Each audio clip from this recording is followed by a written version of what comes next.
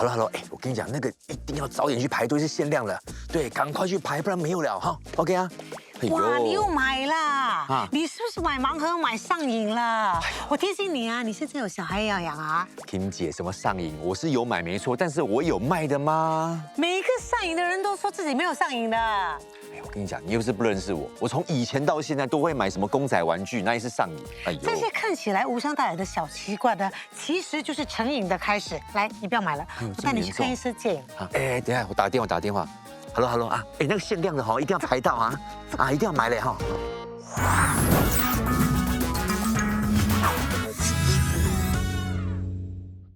医疗大小事，一起长知识。那今天要聊的主题是成瘾哦。那很多人就以为说成瘾是跟比如说像赌博啊、毒品有关。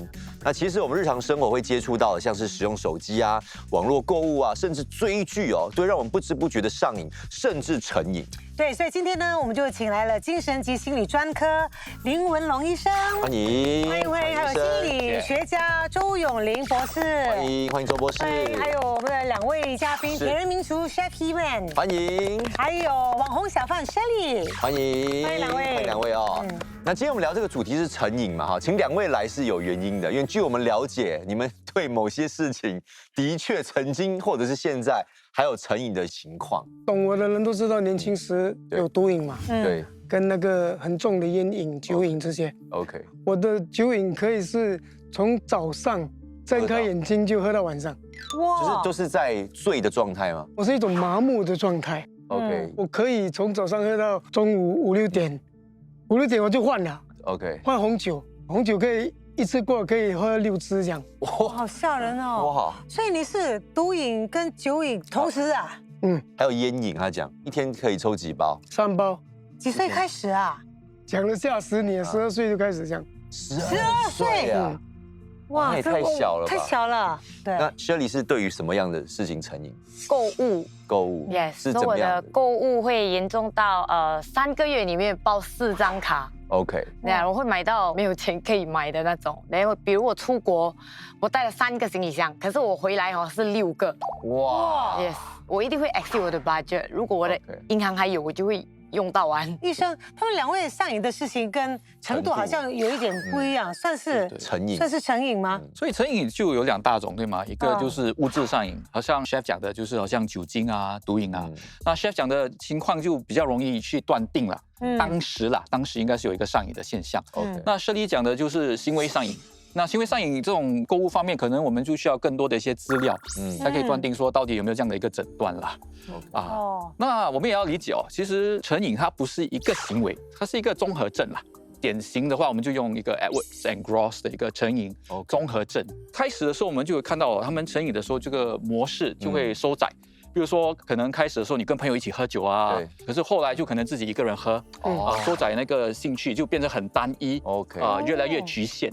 那第二呢，它也会主导你的那个生活，会成为生活的中心，你就把其他的娱乐啊、兴趣啊都排挤掉。那再接下来就有所谓的耐受性。你要喝的越来越多，才会得到一样的一个感受。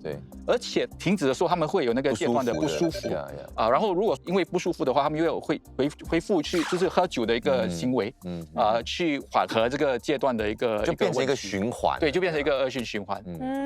而且在你上瘾的时候呢，就会有很多一个强烈的冲动，一个那个瘾上来，所以很难去阻止，很想去用这个，还是去做这样的一件事情。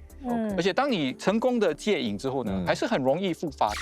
OK， 所以用这个方式来去判断说一个人是否已经对一件事情成瘾，或者是一个行为这样。对，是这样子。Chef Ivan 怎么会开始的？对，你说你12岁嘞，你12岁是遇到什么事情？其实是在学校读书比较慢嘛，所谓的比较笨嘛。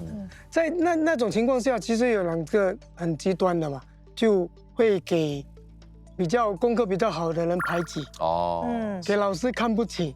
但是很奇怪的就是，人被排挤出去的时候，你会找反击，当时没有能力就参加示威党， OK，也就在那种情况下陷入不好的习惯。对，所以加入党派一定是有他的那个peer pressure， 就是同辈的压力。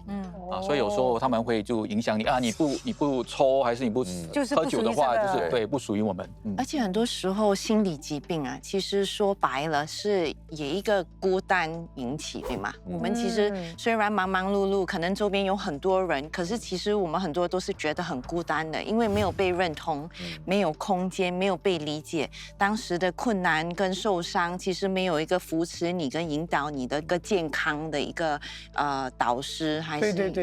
说当你去参与社会党的时候，就有一个认同，就不觉得孤单。其实像 Chef 的这个经历，是不是导致他后面对这些物品成瘾的一个关键原因？因为物品成瘾本身呢，它其实也是有一个生理反应，所以当你物质上瘾的时候，它的瘾就会越来越强。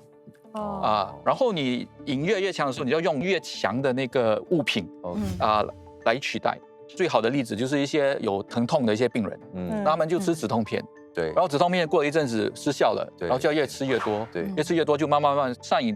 那当然我们也是有一些遗传的一个因素啦。其实有家族史的人，那个风险更为高，所以那个几率大约占4到6成这样子。其实上瘾本身其实真的是一个病情，可能有些成瘾的人士呢，他们大脑的那个多巴胺受体其实是不足够的。所以他们常常要找到更能够刺激自己的一些活动和行为。所以是怎么开始的？为什么会忽然间？我从小就很喜欢买东西的，连我until那个 Excel， 我妈妈讲我你看到银行有钱，你很不舒服是吗？还真的会，就是我一有我就会想要花掉。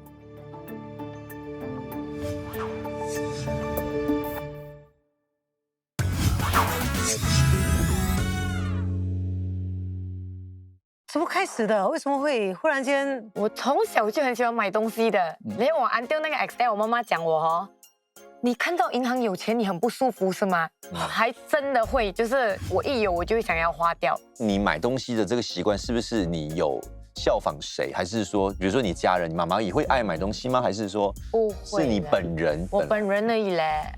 OK， 我妈妈也是会爱花，可是她花在一些东西的她自己喜欢的，她想买马票啦。所以那个行为可能会是不一样，所以可能是迷马票啊，或者迷逛街啊。可是其实那个上瘾其实是一样的。所以我们不只看说有一个家庭里面，如果爸爸妈妈或者家庭成员有那个因素，对吗？其实那个家庭环境很重要。其实每个人怎么花钱，我们看我们的上一代他们怎么去花，会对我们有影响的。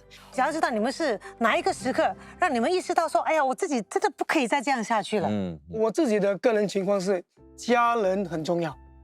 所以他们是怎么帮你？是带你去戒毒所？对。是什么让你答应说你要去戒毒？当下我已经是很多东西都干不了嘛。最糟的是那个不一样的 ingredient，是不一样的 side effect。所以那时候就是身体也负荷不了了啦，负荷不了，所以就决定说跟家人去戒毒所，对，很辛苦。我以前是跟父母住嘛，你没有钱就没有钱哦，你欠卡就欠卡，没有办法还。可是当你自己有家要供，有很多孩子的保险要还的时候，你会发现，如果你再这样花下去，你没有办法还这些东西嘞，连你物质是不是会被收掉啊？连我开始意识到的时候，是我要拿我的 HDB 的时候，连我的 loan 拿不到，他叫我要去 clear，所以我其实到现在我已经 clear 了3个 account 了。医生，这些来求诊的这些成瘾的患者，他们是自动来的呢，还是家人陪伴鼓励他们来找你？所以我的病人呢就有2大的群体啦。第一个群体就是成年人嘛，他们大多数是不会自己愿意来接受治疗的。很多时候他们是因为有抑郁啊、抑郁症、焦虑症，然后当他们来的时候，我们在更仔细的跟他们谈的时候，才发现其实他们是有一些成瘾的行为，尤其是男生在新加坡的话，就很多就酒精的问题。喝酒我很担心，因为我的老公现在就是这样，每天喝。连有时候我们会为了喝酒而吵架嘞，他跟我讲，这是我人生唯一的乐趣。如果你不给我喝，我就没有意义了，你早点人生没有意思了，是吗？所以如果说遇到家人有这个情况，他应该怎么办？我觉得首先呢，先要整理好我们自己的情绪，然后才开口说话。我会提议不要立刻的去骂他、吵架、训骂，因为很多时候，其实我们骂人的时候，或者我们训人的时候，其实是我们的心里的不舒服需要发挥出来。可是其实这样子没有帮助到我们的关系，也没有帮助到解决问题。而且其实很多时候，这个愤怒或者不满，你冷静下来的时候，其实是着急跟关心。那这样子，我们一不能帮他，二也不允许他跟我们说他的情况，他就会觉得更孤单。所以如果他更孤单，他更想不通，他可能他的行为就会偷偷摸摸。OK， 那他应该怎么办？就是我觉得是要用一个同理心跟好奇心的角度去跟他说，我很关心，然后我也很担心你的健康。比如说，他说我如果不喝，我觉得我的生活很没有意思。那在这种情况，我就会想说 ，OK， 为什么你会觉得生活没有意义？那我们不可以去找一些让你觉得生活有意义的活动？增强他的里面的控制感。比如说，可能如果我用 Chef Heman 的想法的角度说，他说煮东西给别人，别人吃了很开心，他也觉得很开心、很满意，那就找回他的生活意义。那请问Chef Heman，你当时又是怎么样戒掉你的毒瘾啊、酒瘾啊？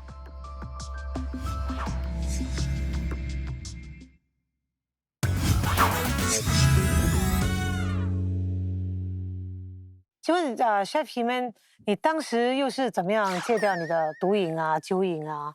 因为被送到那个福音戒毒所嘛，所以在里面因为有 program 嘛，就好像木雕，有厨房煮东西、学煮东西，然后音乐，很多人不知道我吹了一口很好的口琴，这类的东西就开始帮助你shift 那个瘾，去那个比较好的，然后再来就是今天很多人都知道我做铁人三项嘛，游泳啊、骑脚踏车啊、跑步啊。现在他是到那个戒毒所嘛？那如果说有人来找你们的话，你们是怎么帮助这些病患去戒掉这些瘾？其实我们首先得全面做出一个检查啦，确认到底他的问题是在于哪里，是怎么成瘾，而且还有没有别的疾病造成他会陷入这样的一个情况。大多数我们是以一个药物治疗，因为有些瘾呢，尤其是那个物质上瘾的时候，是需要一些戒毒的。譬如酒精上瘾的时候，可能有一些药物可以解除它排除掉喝酒的一个瘾。是可以的吗？是有一些可以帮助啦，也可以开一些药，就是预防那个阶段性的时候的一个反应。尼古丁本身很多人也是有时候需要一些尼古丁的一个贴片啊，有时候利用口香糖啊，甚至有一些就用药物来减低它的对尼古丁的一个渴求，所以我们大多数是以药物去帮助病人。OK。觉得我可能想成不一样的部分，其中一个是那个行为，比如说那个行为跟想法，我们可能会用说认知行为疗程去了解你的想法，因为我们的想法会影响到我们的情绪跟我们的行为。那如果我们可以了解说你是什么想法导致你去做这个行为，我们可以去改变这个想法，让它比较健康性。那希望说也从中可以做出那个 relapse prevention，就是去帮助他说，我们了解说你可能会再上瘾，那是什么情况会让你去上瘾？比如说，可能是在压力很大的情况，或者觉得很无助、很孤单的情况，但我们就要预知说，在这种情况当中，我们要怎么去处理。所以这个是行为方面。那另外一个我觉得很有帮助的是去深入的了解这个人跟他的情况。很多时候他们可能自己有本身自己的童年创伤，或者他们有他们的原始家庭有某种困难，然后就会导致说他们的自尊心啊，或者他们对自己的想法、自己的自信会受损。那在这一种方面的话，如果我们帮助他们去更深入的了解自己的时候呢，我们也可以帮他了解说为什么他今天会导致这些行为。那是希望说以后他们做的决定会比较一致。OK。那有时候呢，我们也会看出说，可能是家庭环境跟家庭沟通的方式。如果是这样子的话，我们就会提议说，一个家庭成员全部下来一起做家庭治疗。所以这些年你是怎么样让自己心静下来、稳下来，不要再回到过去的状态的呢？雪莉是怎样？钱没有了，不稳也不可以嘛。我要 control 我自己 shopping 的话，我会还是很想买，我会 add to cart， 然后我会先还完 bills everything。再来看有剩多少钱，要不要买？可能by day 你 add to cart 的时候，你要买的时候，你已经觉得那个东西你其实没有那么喜欢，连重要的东西先还钱，然后不要去 shopping。你一走去 shopping 嘛，就是很多东西要买的。是。不过我觉得雪莉还算是有自制能力。这个听起来有一点是正念的做法，就是他要花的时候，他很正念，他很清楚说，可能我现在说我很冲动的去花，所以我要停止一下，add to cart，然后就不要按买，对吗？我们要比较深入的认知自己，所以我们是在什么情况比较脆弱的时候会去买，或者什么情况比较冲动的时候去买。所以当我们比较了解自己的时候，我们就设上一些界限，比如说我有一个不放弃的价值观，然后我现在是不放弃，说我设下了这个规定，说我不要花多少钱，那我不放弃。然后你要跟你自己讲说，这个是一个机会。如果我可以使用我的价值观，我可以变成一个对我来说是一个更好的人。在我的行业，你难免会一直会触碰到酒啊、烟啊。我只能告诉很多人说，我没有，我不会。但如果是工作上需要一些了解，比如说 wine pairing，我会尝试一下，然后我会把它吐出来，做这类的动作我会去做。然后再来就是我怎么样的控制那个上瘾的那个劲，就是我会把我的这个瘾转移到运动。那会不会反而变成他运动成瘾？对，有一种运动成瘾的，会吗？有。会这样吗？对，所以其实那个行为模式是大概是一样。好像如果你明天早上不去跑步，你就会觉得不舒服，对吗？然后你就会一直去想，然后你就觉得我一定要去做，不做不可以，然后就会影响到你。所以其实这个上瘾的模式是一样的，可是你就是把行为改掉了。然后很多时候人家就说吧，这是健康的嘛，我运动啊，我什么什么。可是我觉得没有这么有帮助，可能比较有效的是我们要去自我了解，说其实我的生活上给我的意义是什么。所以以瘾治瘾这个方向对你来说不是很推崇的，是吗？我会提议说要自我了解，然后我就会了解说，其实我的 slow charge 跟 fast charge 是什么。所以我常跟我的病人说，我觉得我们生活压力很多，然后忙碌的时候，我们不可能每次说在工作上工作压力有了，我就说老板你等我一下，我去跑步，我去跑半个小时回来，我压力已经疏解了，我可以做工了。所以在那个时候，可能你就要了解说，我可以 fast charge 的活动是什么，比如说喝水啊，或者去洗脸啊，或者听歌啊，或者就是在你的工作单位啊去小运动之类的。那 slow charge 就是比较说去跑步或者跟朋友家人去旅游或者去走走。像有些人可能他们压力大，就想要去抽口烟嘛。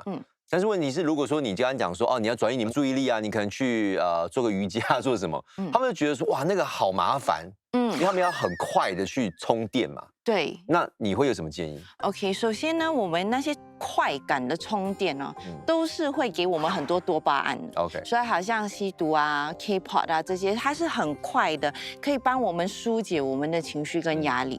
所以如果我们一直往那个很快的 fast charge， 我们会很难一直 consistently 去达到那个 standard。对。所以我们要自我了解，说哪一个时候我们去用 fast charge， 哪一个时候我们要让自己去学习用 slow charge。那可能如果你要戒烟戒酒，给你那个快感，那你要想说有什么运动或者有什么活动是一个比较快感的，你可以去兑换。比如说吸烟的话，他要转移注意力的话，有什么建议吗？我觉得就是要看这个人自己的本身的兴趣跟他的生活。所以比如说我有一个病人，他就说 OK， 我不要吸烟，对吗？因为是嘴巴性的，所以他就说他就去学习 beatbox，然后他就用这个来改变，说当我每次有这个烟瘾的时候，我就去试着做 beatbox。了解。所以烟瘾是唯一可以吃药戒掉的吗？它是可以吃药帮助戒掉啦。可是我们要理解哦，就是说烟瘾来讲，它的复发在6个月以内是90%啊。哇所以最好还是不要开始啊。那预防又有什么方法呢？最重要的是要意识到自己啦。就是自己为什么去做我们做的事情，对我们自己比较了解的时候，跟我们自己的环境跟情况的时候，我们才可以去应对。如果我们对自己很诚实的说，这个行为真的是出现了问题，我们就可以说设置比较小的目标。最简单来说，好像人家说哦，我要减肥。可是减肥是个非常大的目标，或者我要戒毒是个很大的目标。可是如果我设定说，好，我今天我不可以抽3包烟，我今天我最多就可以抽4根烟，那这样子是设定的一个小目标。当然，那个目标也是要 realistic 呀。戒瘾的一个理论上哦，很多时候你要先了解，就是你戒瘾之后到底有什么好处。因为很多人并不知道说，好像我喝酒我觉得很爽嘛，那好像Shirley的老公，我戒来干嘛？所以你要知道，就是戒瘾之后，戒酒之后呢，到底有什么好处？所以这个其实是很基本一个问题啦。所以是他要说服他自己，还是我要说服他？我们可以很小心的去提醒他，所以不要刻意的，可是很小心，有时候在谈话当中，今天你没喝酒哦，所以你今天好像很清醒。你今天好像比较瘦了，是一个注意，对，比较你集中力比较好。我觉得很多时候上瘾的时候，你跟他说，你长期你会得什么病，什么病，什么病，他们在那个时候根本太远了，看不到。然后这个你跟他们讲，就忠言逆耳，他们要自己本身觉得 OK， 这是我自己要的一个努力的一个结果，这样子才有帮助。那其实，在新加坡，成瘾患者都是能够寻求一个协助的，因为这个心理卫生学院属下呢，还有一个国立的成瘾治疗服务中心，他们呢能够帮助你，像是有酒瘾、毒瘾、网络游戏上瘾等成瘾的问题，都是能够帮助你们的啊。所以今天呢，真的是要非常感谢林医生，谢谢，还有周博士以及 Chef Heman、Shirley，谢谢你们的分享，谢谢。好，感谢你们今天分享啊，让我相信有很多朋友哈，他说不定现在也是在戒瘾的路上哈，是能够向你们学习。好，那医疗大小事一起长知识，我们下周见，拜拜。拜拜。